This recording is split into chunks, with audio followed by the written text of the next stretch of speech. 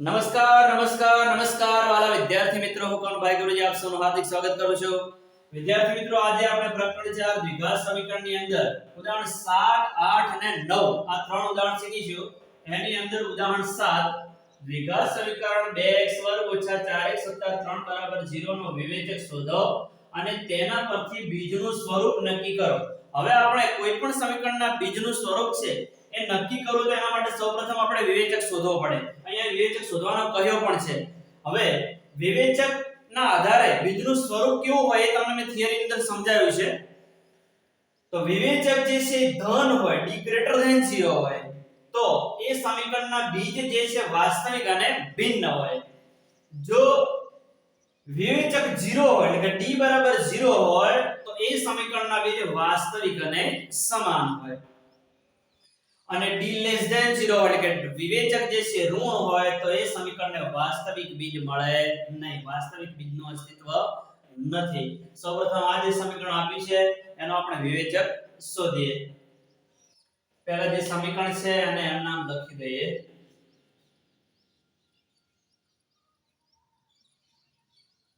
x વર્ગ ઓછા 4x 3 બરાબર 0. હવે બધા સહગુણકો મેળવી લઈએ. a બરાબર x વર્ગ નો સહગુણક a બરાબર 2, x નો સહગુણક b બરાબર -4, અચળ પદ c બરાબર +3. હવે વિવેચક d,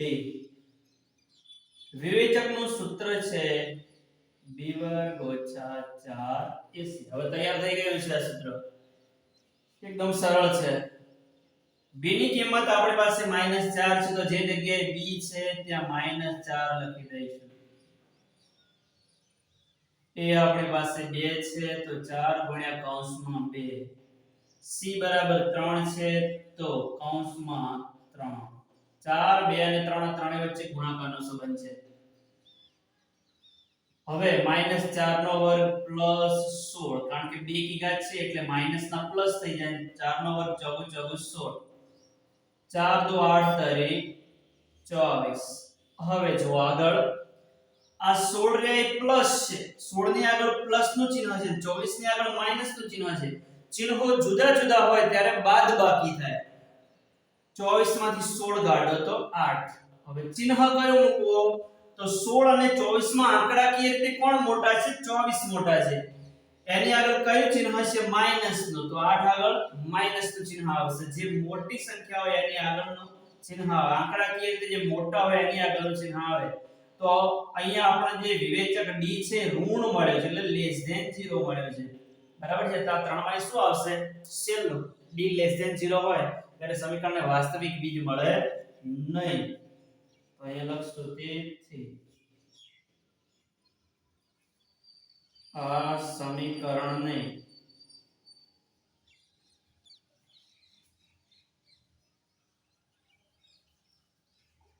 વાસ્તવિક બીજ નથી.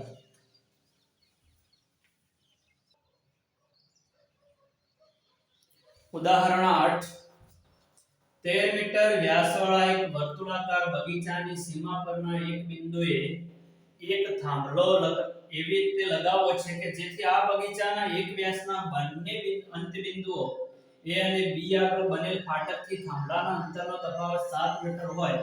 શું આ શક્ય છે? જો હા તો બંને ફાટકથી કેટલે દૂર થાંભલો લગાવવો જોઈએ? આપણને આના ઉપરથી એક આવી આકૃતિ મળે. એક વર્તુળાકાર બગીચો છે, એની અંદર આપણે એક વ્યાસ AB લઈએ. એનો એક અંતબિંદુ A થશે અને બીજો અંતબિંદુ B થશે. આ વ્યાસ જે છે એનું માપ છે 13 મીટર.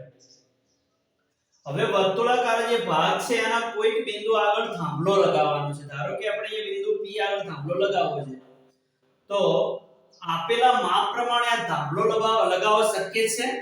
આ જે થાંભલો P છે એનું A થી અંતર ને B થી અંતર જે છે એનો તફાવત 7 મીટર છે. આના આધારે આ માપ પ્રમાણે આ થાંભલો લગાવવો શક્ય છે એ આપણે નક્કી કરવાનું છે. તો સૌપ્રથમ આના ઉપરથી આ વિગતો પરથી આપણે શું બનાવીશું? સમીકરણ. અને સમીકરણ બનાવ્યા પછી વિવેચક શોધીશું. તો એ જો વિવેચક છે હમણાં આપણે આગલા દાખલાની અંદર જ જોયું, આગલા ઉદાહરણમાં જોયું કે વિવેચક છે ધન મળે તો પણ થાંભલો લગાવવા શક્ય છે, વિવેચક 0 મળે તોય થાંભલો લગાવવા શક્ય છે, અને વિવેચક આપણને ઋણ મળે તો થાંભલો લગાવવો શક્ય નથી. સૌપ્રથમ આપણે અહીં સમીકરણ બનાવીએ. હવે પહેલા અહીંયા બિંદુ P નો રકમમાં કે ઉલ્લેખ કરેલો નથી, તો આપણે પહેલા લખીએ કે આકૃતિમાં P જે છે ને થાંભલો દર્શાવે છે.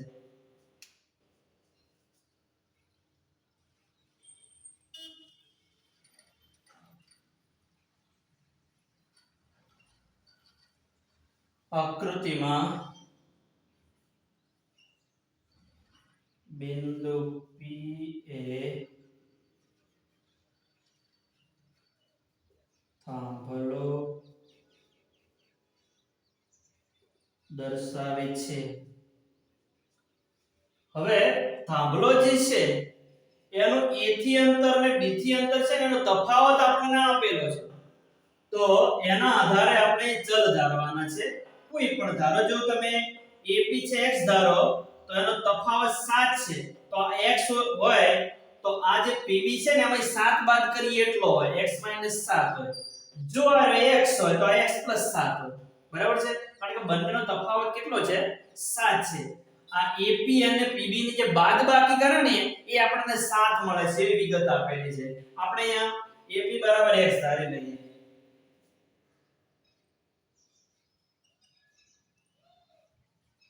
ધારો કે AP બરાબર x મીટર અને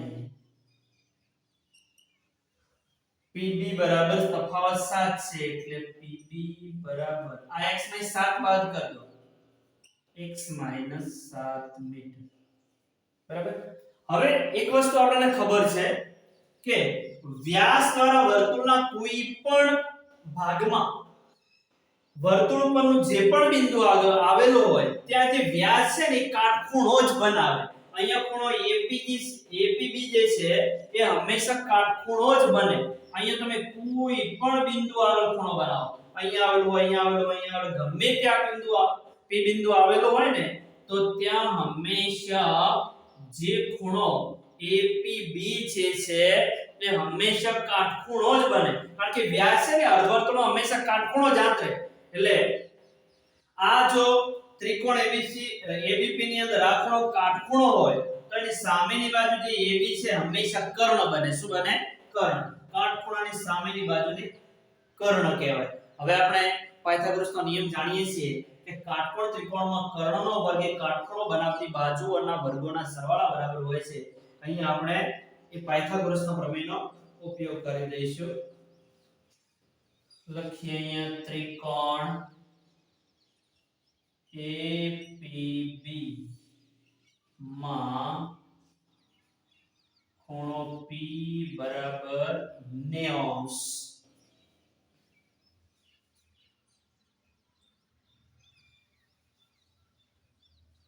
તેથી આપણે કાટખૂણો બનાવતી બાજુઓના વર્ગોનો સરવાળો છે ને ડાબી બાજુ લખીએ. AP વર્ગ વત્તા PB વર્ગ બરાબર કર્ણ AB વર્ગ. આપણે અહીંયા લખી દઈએ. તેથી પાયથાગોરસના પ્રમેય મુજબ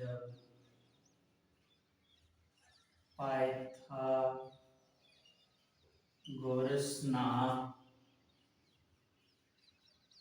ગુણધર્મ પ્રમાણે AP વર્ગ વત્તા PB વર્ગ બરાબર AB વર્ગ, અથવા તો અહીંયા બાજુમાં કૌંસમાં કારણ કે કરીને પણ તમે પાયથાગોરસના ગુણધર્મ મુજબ એ લખી શકો. તેથી હવે જો AP આપણે x ધાર્યા તો જે જગ્યાએ AP છે ત્યાં x લખી દઈએ, x નો વર્ગ. PB છે આપણે x 7 ધારેલા છે કારણ કે બંને જે બાજુઓ છે એમનો તફાવત 7 છે, એટલે x 7 નો વર્ગ. AB જે છે આપણને કર્ણ આપેલો છે રકમમાં 13 નો વર્ગ. બરાબર. હવે x નો વર્ગ વત્તા જો x 7 નો વર્ગ આ દ્વિપદીનો વર્ગ છે. આપણે આવો એક નિત્યસમ જાણીએ છીએ a ઓછા b નો વર્ગ બરાબર a વર્ગ માઈનસ 2ab વત્તા b નો વર્ગ. આ નિત્યસમનો ઉપયોગ કરીને આનો વિસ્તરણ કરવાનું છે. તો એ નિત્યસમ પ્રમાણે પહેલા પદનો વર્ગ એટલે x વર્ગ, અહીંયા માઈનસ છે તો માઈનસ પહેલા અને બીજા પદનો ગુણાકાર x ગુણ્યા 7 એટલે 7x અને આ બમણા કરવાના 7 દુ 14x અને બીજા પદનો વર્ગ 7 7 49. અહીંયા 13 નો વર્ગ 169, 13 ગુણ્યા 13 એટલે 169. 1x વર્ગ ને 1x વર્ગ આપણને મળી જશે 2x વર્ગ માઈનસ 14x પ્લસ 49. આ 169 બરાબરની ડાબી બાજુ આવે એટલે માઈનસ 169 થશે. તેથી 2x વર્ગ માઈનસ 14x 169 માં 49 કાઢો તો 120, 6 માં 4 જાય તો 2. ચિહ્ન કયું આવશે તો 169 મોટા એને એટલે માઈનસ એટલે ચિહ્ન માઈનસ નું આવશે. બરાબર. આ પ્લસ 49 છે ને માઈનસ 169 છે બરાબર. બંનેના ચિહ્નો જુદા જુદા છે. ચિહ્નો જુદા જુદા હોય ત્યારે આપણે બાદબાકી થાય. ચિહ્ન મોટા આંકડાકીય માહિતીની આગળ ન આવે. આંકડાકીય સંખ્યાની આગળનું ચિહ્ન જે હોય જવાબમાં આવે. હવે જો અહીંયામાં થોડો છેદ ઉડેવો છે. 2 કા 2 14 અને 60 120 એટલે 2 ઉડી જાય એવા છે. તો સમીકરણ થોડુંક સાદું રૂપ આપીએ થોડું નાનું થઈ જશે. હજુ પહેલા પદને 2 વડે ભાગો તો 2 કા 2 ઉડી જાય એટલે x વર્ગ વધશે. 2 * 14 માઈનસ 7x વધશે અને 2 * 6 12 અને 0 ચડાવી દો. બરાબર છે. બરાબરની બંને બાજુ તમે 2 વડે ભાગો એટલે સમીકરણ આખું સરળ બની જશે. 2 કા 2 2 * 14 2 * 12 અને 0 ચડાવી દેવાના. હવે આપણે વિવેચક શોધવાનું છે. વિવેચક શોધ્યા પછી આપણને ખબર પડશે કે અહીંયા જે સમીકરણ છે એના બીજ મળે છે કે નહીં. જો બીજ મળતા હોય તો થાંભલો લગાવવો શક્ય છે, નહીતર નથી. a બરાબર 1 b બરાબર -7 d બરાબર -60. હવે વિવેચક d બરાબર b વર્ગ ઓછા 4ac બરાબર b આપણી પાસે -7 છે તો -7 નો વર્ગ લખીએ. 4 a બરાબર 1 છે તો x વર્ગ નો સહગુણક 1. c બરાબર સોરી હો અહીંયા d નહીં પણ c બરાબર -60 છે. -7 નો વર્ગ પ્લસ 49 માઈનસ ગુણ્યા માઈનસ એટલે પ્લસ ચિહ્ન સમાન હોય ત્યારે ગુણાકાર પ્લસ આવે. 4 * 6 = 24 9 4 ને 4 289. જો અહીંયા વિવેચક છે ને ધન મળ્યો, ગ્રેટર ધેન 0 મળ્યો છે તો આ સમીકરણના બીજ મળે. તેથી આ સમીકરણને વાસ્તવિક બીજ છે.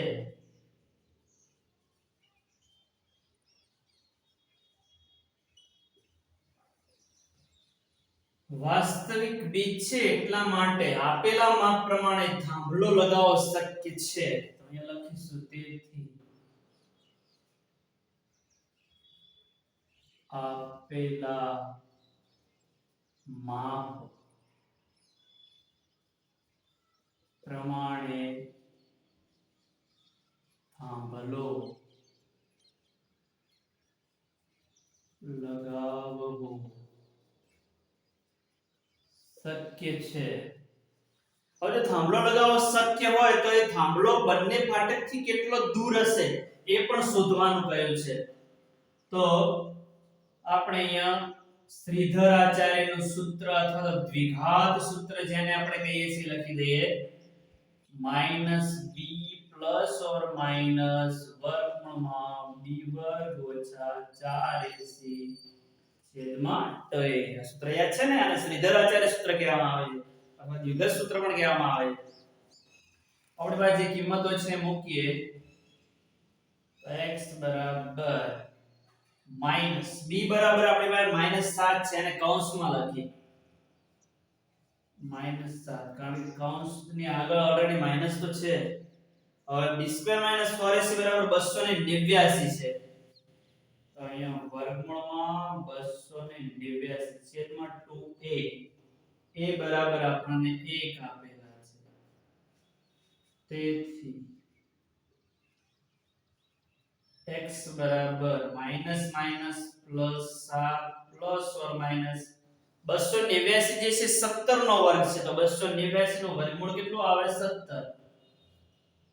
2 એકા 2. હવે એકવાર પ્લસ રાખી બીજી વાર માઈનસ રાખી x બરાબર 7 પ્લસ 17 છેદમાં 2 અથવા x બરાબર 7 માઈનસ 17 છેદમાં 2. તેથી x બરાબર 17 ને 7 24 છેદમાં 2 અને 24 ને 2 વડે ભાગો એટલે 12. x બરાબર આપણને અહીંયા મળશે 12. અહીંયા x બરાબર 17 માં 7 જાય તો 10 ભાગ્યા 2. 17 મોટા છે માઈનસ છે એટલે જવાબ -10 આવશે. ચિહ્નો જુદા જુદા હોય ત્યારે બાદબાકી થાય. 17 માં 7 જાય તો 10. 17 મોટા છે એની આગળ માઈનસ એટલે જવાબ શું આવશે માઈનસ 2 5 10. હવે લંબાઈ જે છે અંતર જે છે ક્યારેય ઋણ ના હોય તો આ શક્ય નથી. શક્ય નથી તો કયું શક્ય છે 12 વાળું શક્ય છે. બિંદુ P જે છે ને એનું A થી અંતર છે 12 મીટર હશે. અહીંયા લખીએ તેથી થાંભલાનું A થી અંતર અથવા ફાટક A થી અંતર બરાબર x બરાબર 12 મીટર અને B થી અંતર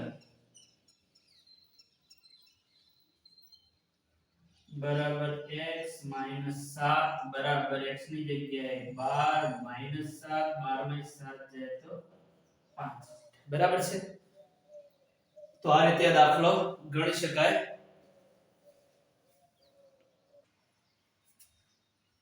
ઉદાહરણ 9 સમીકરણ 3x² - 2x + 1/3 બરાબર 0 નો વિવેચક શોધો. તે પરથી સમીકરણના બીજનું સ્વરૂપ નક્કી કરો. જો તે વાસ્તવિક હોય તો તે મેળવો. હવે આપણે શીખી ગયા છીએ કે જો વિવેચક d છે એ ધન હોય તો સમીકરણના બીજ છે એ વાસ્તવિક અને ભિન્ન હોય. જો d બરાબર 0 હોય તો સમીકરણના બીજ વાસ્તવિક અને સમાન હોય અને d < 0 હોય તો સમીકરણના બીજ મળે નહીં. તો સૌપ્રથમ અહીંયા સમીકરણ પરથી આપણે વિવેચક શોધીએ. સમીકરણ જે છે એમને એમ લખી દઈએ 3x² - 2x + 1/3 બરાબર 0. હવે બધા સહગુણકો મેળવી લઈએ. a બરાબર 3 b બરાબર -2 c બરાબર 1/3 વિવેચક d બરાબર b² - 4ac b બરાબર -2 છે તો -2 કૌંસની બહાર વર્ગ ઓછા 4 a બરાબર 3 c બરાબર 1/3 બરાબર. હવે જો અહીંયા 3 અંશમાં છે અને 3 છેદમાં છે ઉડી જશે. -2 નો વર્ગ +4 આવશે 4 એકા 4 4 માંથી 4 જાય તો 0. વિવેચક આપણને શું મળ્યો 0 મળ્યો. એટલે કે આ સમીકરણના બીજ કેવા છે વાસ્તવિક અને સમાન. તેથી આ સમીકરણના બંને બીજ વાસ્તવિક અને સમાન છે.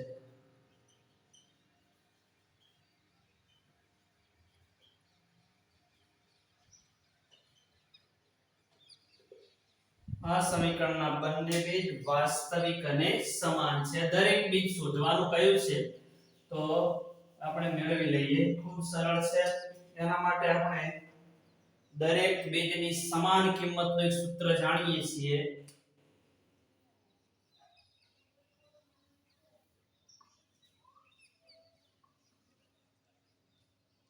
દરેક સમાન બીજની કિંમત બરાબર -b/2a બરાબર -m b બરાબર આપણી પાસે -2 છે તો લખી દઈએ -2 a બરાબર 3 છે તો 3 લખી દઈએ બરાબર માઈનસ ગુણ્યા માઈનસ એટલે પ્લસ થઈ જશે. અહીંયા છેદમાં 2 ગુણ્યા 3 2 ઉડી જશે. અંશમાં બધું ઉડે એટલે 1 વધે. તેથી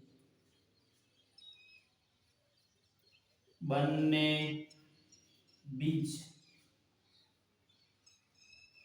1/3 અને 1/3 છે. તો સરળતાથી આ દાખલો રીતે ગણી શકાય. વિદ્યાર્થી મિત્રો, હજુ તમે અમારી ચેનલને સબસ્ક્રાઇબ ના કરી હોય તો સબસ્ક્રાઇબ કરી દેજો. Thank you very much. ખૂબ ખૂબ ધન્યવાદ. જય મા સરસ્વતી.